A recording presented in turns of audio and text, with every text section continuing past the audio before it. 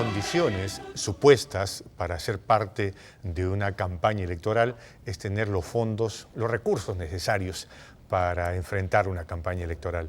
Sin embargo, este poder que muchas veces viene acompañado de un abrazo oscuro, de presupuestos de origen desconocido, puede confrontarse con algo que es genuino, la organización popular con el civismo de las personas. De esto vamos a hablar en el último bloque de Habla el Pueblo. Señor titular, por favor. Señor director, presente usted el titular de este último bloque.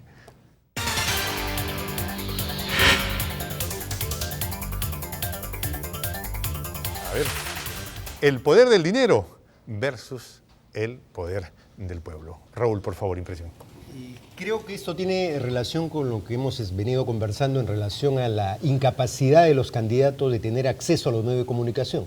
Como no hay una capacidad democrática de acceder a los medios, entonces la única manera de estar en la televisión es a través de la publicidad, y la publicidad tiene un costo. Se ha medido la publicidad de un candidato que está entre los 5 primeros y está gastando $35.000 diarios en publicidad. $35.000. $35.000 diarios en publicidad. Si hacemos un cálculo en 3 meses, estamos hablando de $3 millones. ¿No?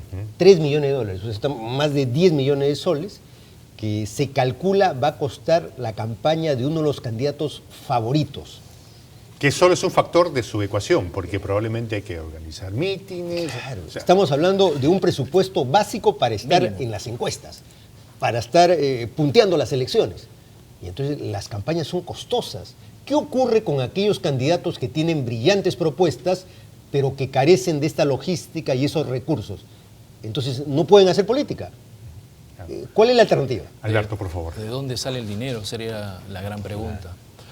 Quiero, Juan José, leerte poderoso caballero es don dinero, dice el poeta.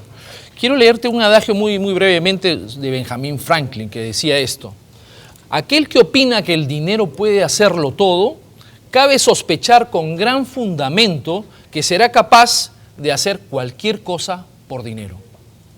Entonces, Jaime Antesana, el otro día en una entrevista que le hicieron, dijo una cosa que a mí personalmente me mantuvo en una gran preocupación. Que en esta campaña electoral hay por lo menos 6 candidatos que están ligados directa o indirectamente con el narcotráfico. Entonces, esta es una gran responsabilidad para el elector y para las personas que estamos ligados directamente en medios de comunicación o ejercemos una influencia de opinión. Porque no queremos, Juan José, que el Estado peruano se convierta en un narcoestado con narcocandidatos. Hay muchos candidatos que están por venir y lo hemos podido apreciar mediante un análisis que hemos estado haciendo, que están y van a ser financiados por el narcotráfico. Entonces yo pienso que las instancias electorales, Jurado Nacional, Organismo Nacional de Procesos Electorales y los mismos partidos políticos tienen que ejercer unos filtros o unos mecanismos de control para evitar estas cosas. Raúl, tenemos llamadas del público, por favor. Aló, buenas noches. Adelante, le escuchamos con su comentario. Aló. Sí, brevísimamente, por favor, adelante, le escuchamos. Habla Juan de Barranco. Gracias por llamar, le escuchamos. El pueblo también se pone a pensar, señores, ¿cuánto invierte cada candidato para ganar la presidencia? ¿No creen que hay algo muy turbio ahí que tienen que sacar más de lo que tienen que estar invirtiendo? Además de eso, ¿no creen que también se discrimina con darle oportunidad solamente a unos cuantos candidatos y no a los demás?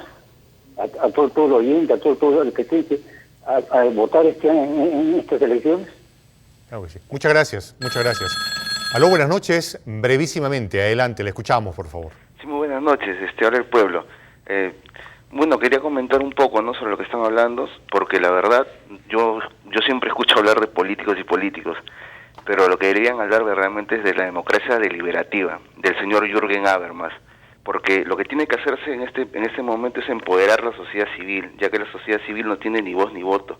Siempre somos observadores nada más en este medio, pero si verdaderamente entendieran los dos poderes, el gobierno central y el gobierno local, el gobierno local debería tomar empoderamiento a la sociedad civil para poder poner un tipo de equilibrio en este gobierno, ¿no? Muchas gracias, muchas gracias.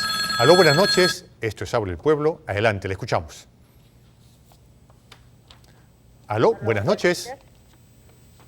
Aló, buenas noches. Gracias por llamar. Brevísimamente, le escuchamos. Aló, buenas noches. Quería comentar sobre este asunto. Sabe que la gente como que no es consciente de lo que va a votar. Se hacen llevar por las encuestas y por cosas que a veces no lo cumplen, como ahora que lo hemos tenido este presidente, ¿verdad? Que iba a bajar el gas a 12 soles, y como es, por sus emociones se hacen llevar a la gente. ¿Por qué yo digo? Muchas veces yo me he preguntado, pero hay que hacer un análisis en esto. Por ejemplo, en Puno, yo llamo de Puno, y la gente generalmente paran ebrios, casi la fiesta tras fiesta, las tradiciones. Y el día del voto, votan por cualquier persona, ¿no? A la última hora deciden a votar. A la última hora se decide por quién van a votar. Raúl, la llamada de Barranco me ha llamado particularmente la atención porque dijo, necesitamos trabajar en el empoderamiento civil. Y es el tema que nos planteamos en realidad, ¿no? ¿Cómo está esa relación entre el poder del dinero y el ciudadano empoderado? Sí, me llamó la atención, habló de una democracia deliberativa, una democracia participativa, pero esta democracia que la plantea un filósofo alemán llamado Habermas, se basa y se sustenta en una sociedad civil dinámica basada en partidos políticos institucionalizados.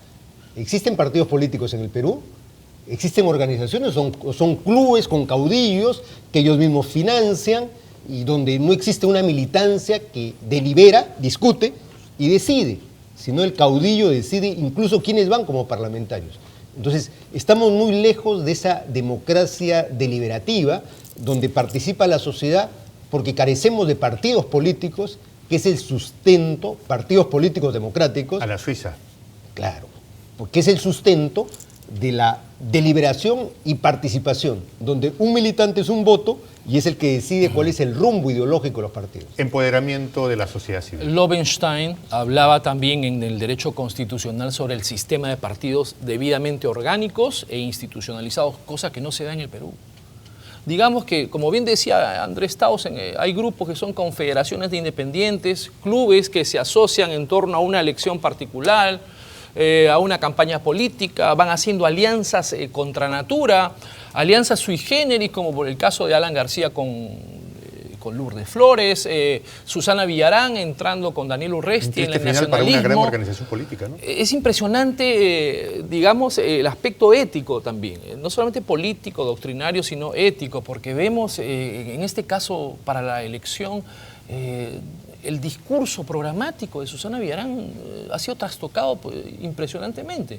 Entonces, las estructuras políticas no son lo que deberían ser como en democracias parlamentarias, en democracias representativas. Estados Unidos, un sistema bipartidario bien institucionalizado, el mismo Colombia.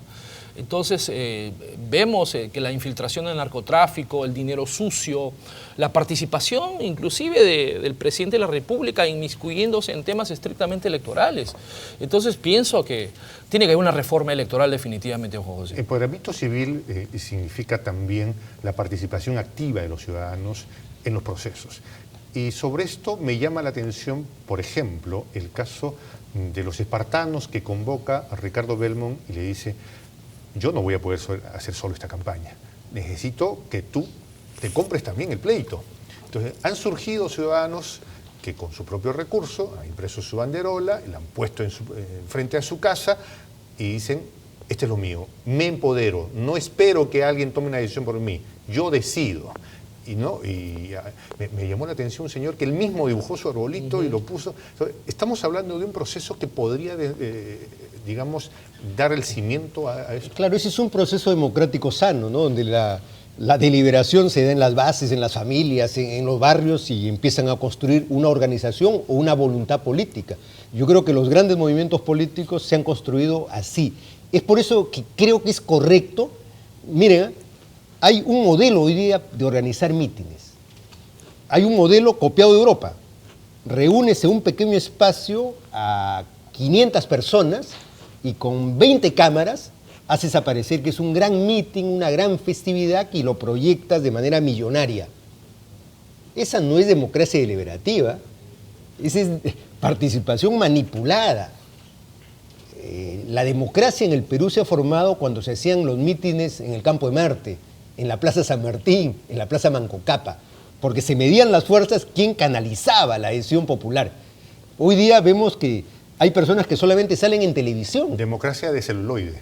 Sí, salen en televisión O el Facebook. o van a un pueblo joven prefabricado, ¿no? Con personas maquilladas y hacen mítines. Eso no son mítines. Ahí no hay espontaneidad, ahí no hay que la sociedad civil se está empoderando de un candidato. No, señor, esa es pura manipulación mediática. Producción. La democracia es ir a las plazas. Y yo creo que el reto de los emergentes y de todos los partidos políticos es quién llena el Campo de Marte, quién llena la Plaza San Martín. Ese es el reto político que tienen que asumir todos y los electores deberían fijarse en ello. Claro que sí. Aló, buenas noches. Esto es Habla del Pueblo. Gracias por estar con nosotros. Adelante, le escuchamos.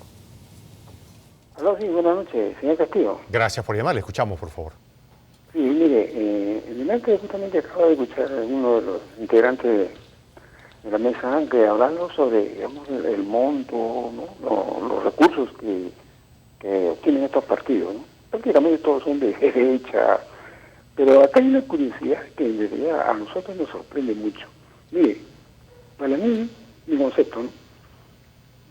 Que estos grandes inversores que se dedican a financiar estos partidos políticos, también vienen del sur. Qué casualidad de que sale un presidente, ahí mismo se va a Chile o si no se va a Estados Unidos. Bueno, muchas gracias, muchas gracias. Aló, buenas noches. Adelante, le escuchamos. Esto es Habla del Pueblo. Buenas noches.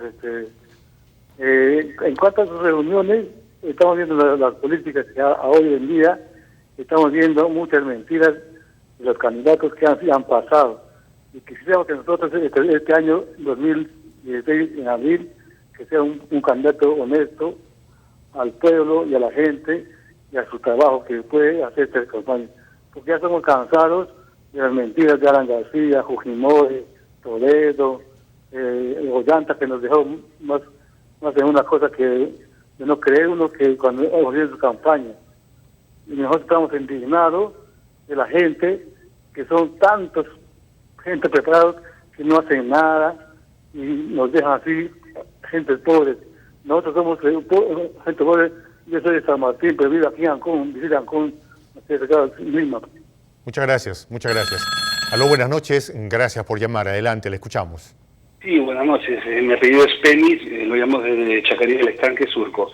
El Perú, durante toda su época republicana, ha sido un país de caudillos, eso lo sabemos todos. Veo con estupor que lamentablemente las encuestas, manejan siempre a 5 candidatos que realmente no son lo que realmente el pueblo desea. Más bien, una consulta, o mejor dicho, un consejo. ¿Por qué no hablar con Ricardo y con la gente que lo rodea y hacer de ustedes, que son realmente un canal democrático, demostrado desde todo punto de vista, inviten a los 5 candidatos, incluido Ricardo, y los otros 4 candidatos que tienen menor puntaje según estas encuestadoras pagadas por estas grandes transnacionales, y hagan una especie de simposio, que digamos, en los cuales cada candidato, incluido Ricardo Belmont, pueda decirle al pueblo con teléfonos abiertos de cuáles son realmente las alternativas que nos quieren demostrar. Yo creo que hay mucha gente, yo soy de Chacarilla, puede ser de clase A, lo que sea, pero sé de cerca el trabajo que hizo Ricardo contra la dictadura de Fujimori, hizo grandes obras. No quiero pasarle la franela a Ricardo, lo conozco personalmente, sé la clase de persona que es, pero pienso que ustedes como canal democrático, que a pesar que les ponen una serie de trabas, han venido luchando durante años por hacerse notar. ¿Por qué no invitar a los 5 candidatos que están fuera de este contexto de apoyo que sacan estas encuestadoras y hagan una especie de teléfono abierto, como lo está haciendo usted ahorita, como lo ha hecho el señor Morelli horas antes, e invitar a estos 5 candidatos y que hagan una especie de simposio tipo CADE abierto para el pueblo? Claro que sí, bueno, muchas gracias. De hecho, tenemos 90 días en los que la agenda electoral impondrá seguramente la necesidad que estos señores tengan la oportunidad de expresarse. Esperemos que tengan la gentileza de atender nuestro llamado. Alberto, por favor. El pueblo quiere participar. Entonces, según se puede apreciar, la gente está muy interesada en la participación política a través de una democracia de valores, de principios, de virtudes. Y veo, según las llamadas telefónicas, que Ricardo Belmont podría construir una base social en base a la gente, al anónimo, al gente de Sobre provincias. eso quería hacerte una pregunta. Sí. También se la plantea Raúl.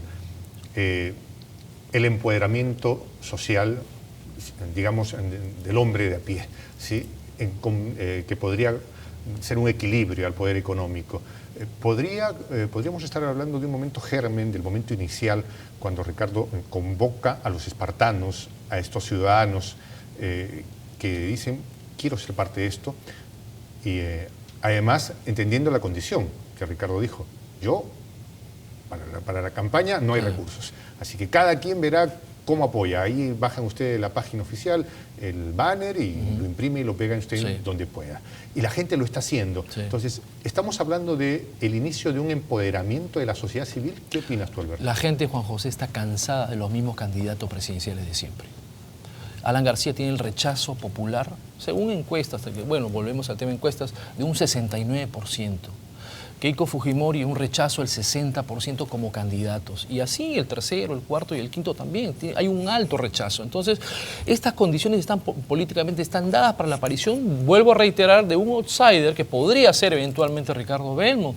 Y con la construcción de un empoderamiento en base a la gente participando en sus casas humildemente, tratando de, digamos, enarbolar la bandera de Siempre Unidos y en base también a la propuesta programática de Ricardo Belmont, que sabemos todos cuál es. Raúl, por favor. Sí, yo creo que la sociedad peruana es una sociedad sumamente compleja, altamente fragmentada, hay jóvenes, hay problemas de géneros, hay problemas en el campo. Entonces, una sociedad altamente fragmentada, quien pueda recoger mayoritariamente las demandas de estos segmentos y puede unificarle una propuesta, es el que va a obtener la victoria.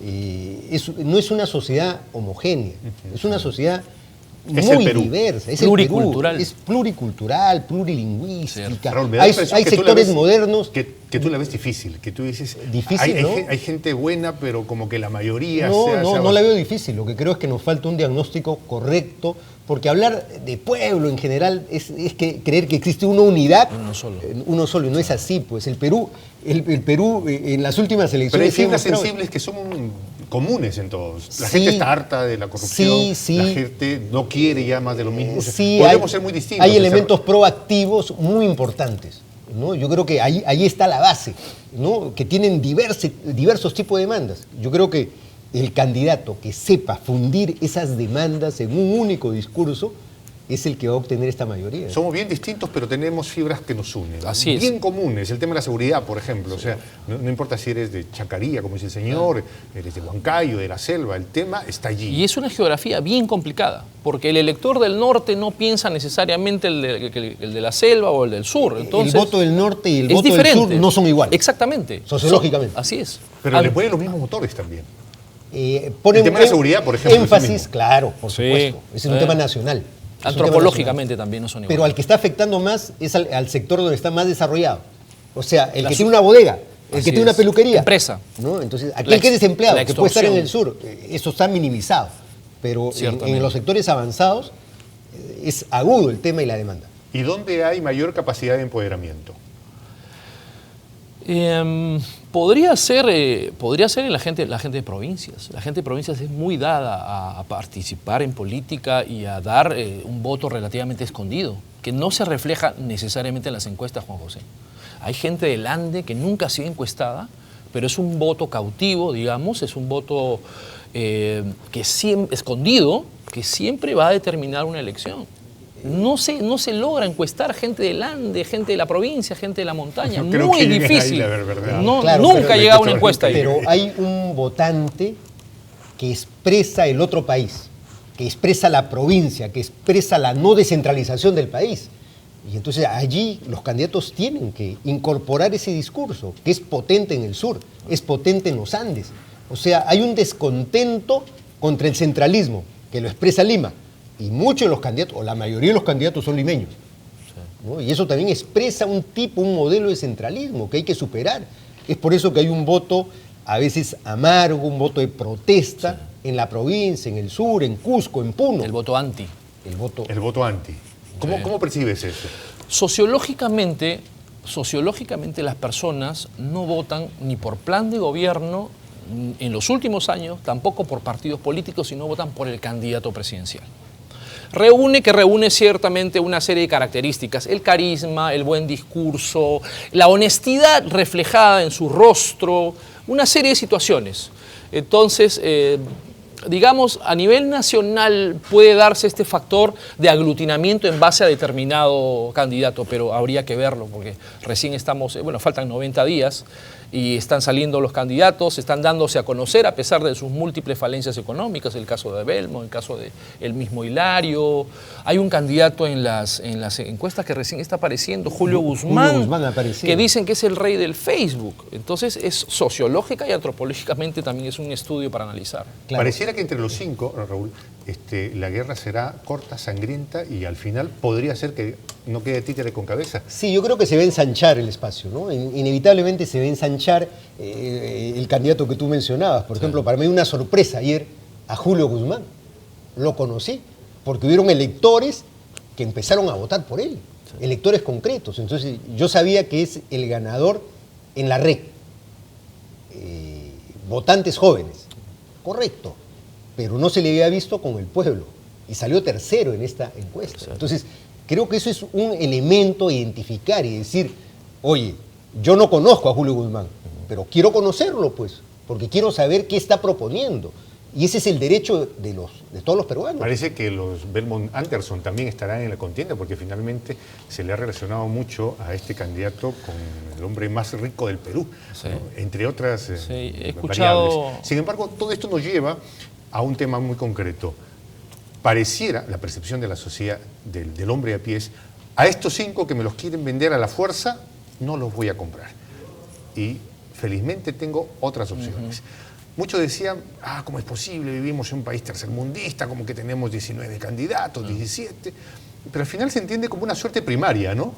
Y el gran balotaje será en la segunda vuelta, lo que de alguna manera nos estaría llevando a tener cierto grado de institucionalidad. Pero acá las primarias las hacen las encuestadoras, y eso es incorrecto. Ajá. Porque las primarias deberían ser orgánicas, abiertas, plurales, con participación. Acá no, las encuestas van determinando quién pasa a la primera vuelta, quién debe participar en el debate electoral, quién debe ir a la televisión, y eso es incorrecto. El APRA creo que hizo una elección abierta para todo el público, para toda la gente, pero creo que Alan García era el único candidato, entonces también habríamos que analizar esa situación. En medio de eso, una reflexión final. ¿A qué nos enfrentamos? ¿Cómo? Vamos, la reflexión sería, ¿qué hacer para favorecer el empoderamiento del hombre de a pie, de la mujer que toma su combi para movilizarse? ¿Qué hacemos? Canales de participación. Hay que fomentar la participación del joven, de la gente de las universidades, los chicos de las universidades, para que participen en política y abrir los partidos. Los partidos políticos no pueden estar siempre con los mismos candidatos, con las mismas ideas. Tiene que haber una reforma electoral, una reforma estructural nacional para que las mismas instituciones sean orgánicas y podamos, digamos, lograr una verdadera transformación social. ¿Qué hacer para...? Sobre tu pregunta, JJ, hay dos formas de mirar la democracia. La democracia como una visión oligárquica de los sabios, de los políticos ilustrados, de los políticos que aparecen en las encuestas. Esa es una visión oligárquica de hacer política. Y la visión democrática es que el ama de casa, el informal, el ambulante, el joven, el campesino puedan participar activamente y conscientemente y puedan elegir a los que ellos consideran que deben gobernar este país. ¿Qué prevés que pasarán en estos 90 yo días creo que, entre la primera y la segunda que has planteado? Yo espero que triunfe la democracia sobre la visión oligárquica de la política en el Perú. ¿Crees que pasará? Creo que sí. Bueno, ahí está. Caballeros, muchas gracias. Muchas gracias. Muchas gracias. Hemos tenido intenso debate, la participación del público es evidente, lo que abre evidentemente la posibilidad de que los 90 días que vendrán serán tremendamente expectantes. Luis Alfonso Moré ya está en el set de Boca a Boca. Vamos a recibirlos. Luis Alfonso, buenas noches. ¿Qué tal, Jota? Buenas noches. Un saludo a los miembros del panel y un adelanto de lo que verán esta noche en Boca a Boca. Vamos a ir en vivo, va a estar con nosotros Roberto Rojas, con quien vamos a analizar la coyuntura política, y tengo también una nueva sorpresa esta noche en este programa que cada día se enriquece más. Tenemos, como siempre, pues los memes más graciosos de la jornada y unas informaciones que hemos recogido también de las redes sociales. Sorpresa, Luis Alfonso, usted ha generado taquicardia en más de un candidato el día de ayer con su sondeo de opinión. Bueno, muchos están yendo a psicoanálisis para lo que, sostenerse emocionalmente. Es que lo que vamos a hacer, además de poner en evidencia las grandes contradicciones en la política y en la multimedia, es revelar realmente qué es lo que quiere el pueblo, ¿no? Porque ya basta, creo yo, de tanta manipulación, de tanta encuestocracia, y vamos a dejar pues que el pueblo se exprese libremente a través de las pantallas de RBC. Muchas gracias, Luis Alfonso.